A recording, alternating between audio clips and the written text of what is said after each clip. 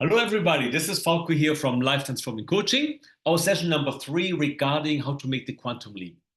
Exercise number 3. We have to turn this I'm not ready into I do the best I can wherever I am with what I have. Making the best of every situation. We heard it before, but are we really doing it? The way will be revealed to you once you start it. Once you leave from base camp, you see much further. Once you're on top of the mountain, you see much further. The way will be revealed once you have started. Most people say, you know what, once I have the time, once I have the money, once I have the expertise, once the kids are out of the house, once I've done this, once I've achieved this. Guys, whenever you have the urgent wish to do certain things, your desire, your goal, go for it. You have no idea how to get there, but once you know what exactly, specifically, you will get there. Okay? Instead of being afraid, all is well, that goes down to affirmations and see failure not as a big deal. We paying too much attention to what other people tell you, think of you, voicing their opinions. It doesn't matter.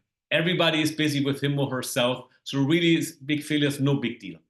Make your move before you're ready. That's what you just said.